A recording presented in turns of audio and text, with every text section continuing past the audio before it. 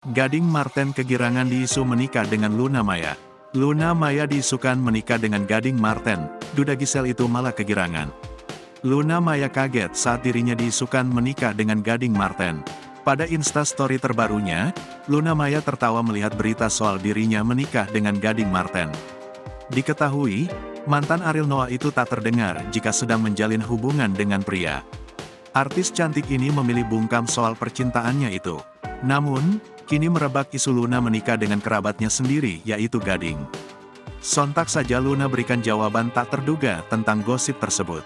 Dalam postingan tersebut, Luna membagikan tangkapan layar berita dari media online yang mengatakan Luna dan Gading menikah.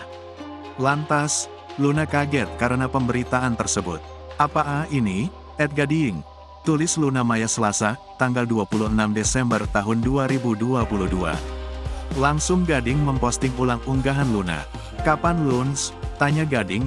Perempuan berusia 39 tahun itu malah menjadikan gosip tersebut bahan guyonan bagi keduanya. "Diatur yuk hahaha mau di mana?" tulisnya lagi.